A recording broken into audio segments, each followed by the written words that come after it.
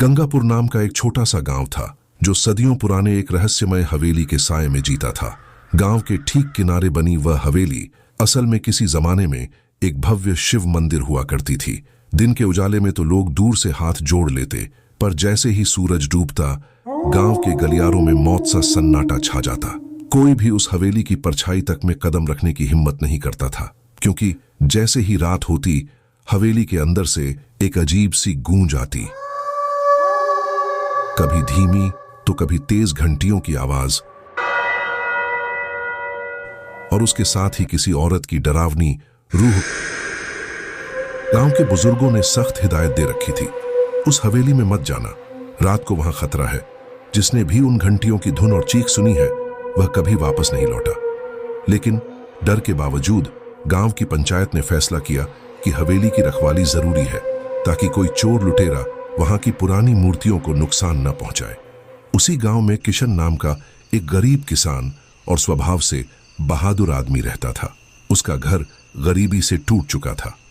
किशन की पत्नी रमा आंखों में आंसू ली बोली, घर में खाने के लिए अब कुछ नहीं बचा है।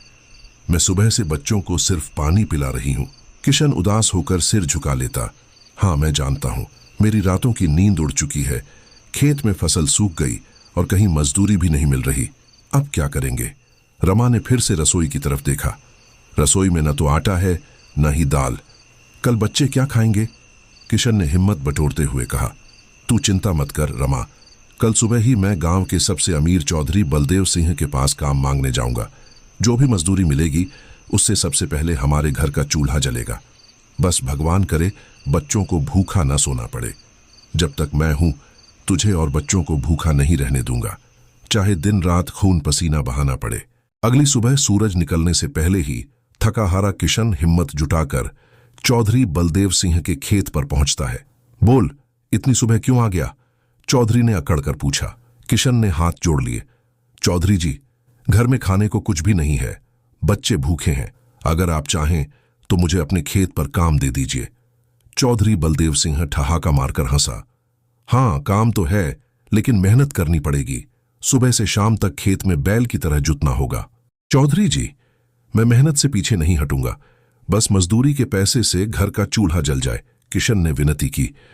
पूरा दिन किशन ने तपती धूप में अपनी कमर तोड़ दी। शाम को वह पसीने में लथपथ, आंखों में उम्मीद लिए चौधरी के पास पहुंचा। चौधरी जी, आज का काम मैंने पूरा कर दिया है, अब मेरी मजदूरी दे दीजिए, घर में बच्चे भूखे बैठे हैं। चौधरी ने बेपरवाही से कहा, अरे किशन, अभी मेरे पास पैसे नहीं हैं, कल आ जाना। किशन का गला भर आया। चौधरी जी, कल तक तो बच्चे भूख से रोएंगे, मैंने दिन भर खून पसीना बहाया है, मजदूरी तो आज ही चाहिए। क्रोधित होकर चौधरी ने उसे घूर कर देखा। ज्यादा जुबान मत चला, काम चाहिए था तो किया, अब पैसे जब होंगे तब दूंगा। किशन का दिल टूट गया। वह बुझी हुई आवाज में बोला, यही मोल है गरीब की मेहनत का आपके यहां? हम भूखे पेट जी और आप हमें टाल दें? यह मेरी जमीन है, मेरे नियम हैं, जो मेरी मर्जी हो जा यहां से। चौधरी दहाड़ा। किशन निराश होकर घर लौट आया। पत्नी रमा ने दरवाजे पर खड़े होकर इंतजार किया था। किशन, इतनी देर क्यों लगा दी? क्या चौधरी ने मजदूरी दी? नहीं रमा, चौधरी जी ने कहा पैसे कल मिलेंगे और खाली हाथ लौटा दिया। किशन ने गहरी सांस ली। पूरे दिन तुमने मेहनत की, फिर भी पैसे नहीं मिले, हमारे बच्चों का क्या होगा? रमा ने आंसू पोंछे। किशन ने निराशा में जमीन को देखा। हाँ, मैंने मेहनत की, पसीना बहाया, लेकिन गरीब की मेहनत की कोई कीमत नहीं। चौधरी जैसे लोग हमें सिर्फ दबाते हैं। हमारी जिंदगी बस इसी दुख दर्द में गुजरती है। तू हिम्मत रख रमा, चाहे जैसे भी हो, मैं कल फिर कोशिश करूंगा, लेकिन एक दिन यह जुल्म जरूर खत्म होगा। किशन अगले दिन पंचायत में गया और अपनी बात रखी। पंचायत ने उसकी बात सुनी और चौधरी को सबके सामने फटकार लगाई, जिससे किशन को उसकी मजदूरी मिल गई। घर में खुशियां लौटी, पर पेट की भूख का डर अभी भी बाकी था। अगले दिन किशन गांव के चौपाल पर काम की तलाश में पहुंचा। कुछ गांव वाले बैठे थे। भाइयों, क्या गांव में कहीं कोई काम मिलेगा? घर में खाने का कोई सहारा नहीं बचा है, किशन ने पूछा। एक गांव वाला फुसफुसाया, काम तो है किशन, गांव के बाहर उस पुरानी हवेली की चौकीदारी करनी है। रात को वहां कोई ठहरता नहीं, इसलिए मजदूरी ज्यादा मिलेगी। किशन की आंखें चमक उठीं। चौकीदारी हवेली में? उसमें दिक्कत क्या है? दूसरे गांव वाले ने डर से पीछे हटते हुए कहा, दिक्कत है भाई। कहते हैं उस हवेली में भूत का साया है। रात होते ही वहां घंटियों की आवाज आती है और औरत के रोने की चीख सुनाई देती है। कई लोग कोशिश कर चुके पर टिक नहीं पाए। किशन ने अपनी छाती पर हाथ रखा। अरे, भूत प्रेत जैसी कोई चीज नहीं होती। ये सब सिर्फ डराने की बातें हैं। अगर चौकीदारी से काम मिलेगा और मेरे बच्चों का पेट भर सकेगा तो मैं ही करूंगा चौकीदारी। गांव वाले हैरान होकर एक दूसरे को देखने लगे। सच में किशन, तू वहां टिक पाएगा? किशन के चेहरे पर दृढ़ता थी। हां, मैं मेहनत से नहीं डरता और न ही इन कहानियों से। सच कहूं तो मुझे सिर्फ भूख का डर है, भूत का नहीं। पंचायत ने सहमति दे दी। किशन, अगर तू हिम्मत रखता है तो आज रात से ही हवेली की चौकीदारी शुरू कर दे। रात गहरी हो चुकी थी। आकाश में चांद बादलों के पीछे छिपा था और हर तरफ मौत का सन्नाटा था। किशन हाथ में एक पुरानी टिमटिमाती लालटेन लेकर हवेली की ओर बढ़ा। जैसे जैसे वह गांव से दूर होता गया, अंधेरा और ज्यादा घना और काला होता गया। हवेली के पास पहुंचकर उसने देखा जर्जर दीवारें, टूटी हुई मूर्तियां और हवा से हिलती हुई, बिना किसी हवा के अजीब तरह से बजती हुई घंटियां।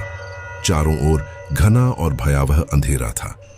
किशन ने लालटेन रखी और मंदिर के बरामदे में बैठ गया। कुछ देर तक सब शांत रहा, लेकिन अचानक ठक ठक ठक, जैसे कोई भारी कदमों से सीढ़ियां चढ़ रहा हो। किशन ने लालटेन उठाई और आवाज की तरफ देखा। वहां कोई नहीं था। तभी अचानक हवा तेज हुई और घंटियां अपने आप बजने लगीं। किशन का दिल जोर जोर से धड़कने लगा। उसने खुद को संभाला और कड़कती आवाज में बोला, कौन है वहां? सामने आओ। जवाब में हवेली के अंदर से एक स्त्री की धीमी, रोंगटे खड़े कर देने वाली चीख सुनाई दी। किशन की आंखें फैल गईं। उसके हाथ कांपने लगे, लेकिन उसने हिम्मत नहीं छोड़ी। उसने लालटेन उठाई और मंदिर के अंदर बढ़ा। तभी हवा में उड़ते हुए दीवार पर एक अजीब सी लंबी परछाई हिली। वहां कोई इंसान नहीं था, फिर भी परछाई हिल रही थी। किशन ने खौफ को अंदर दबाया।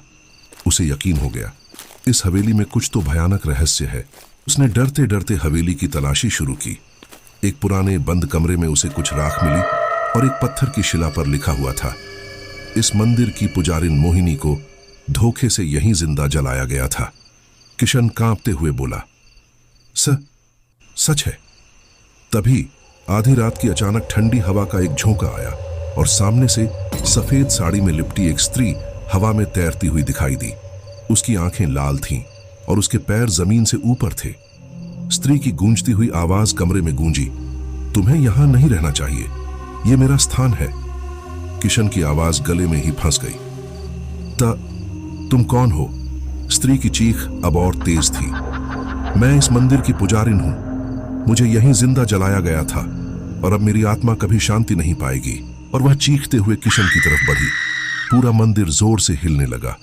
हवा का झोंका आया और लालटेन का दिया अपने आप बुझ गया। अगले ही पल चारों तरफ गहरा काला अंधेरा छा गया।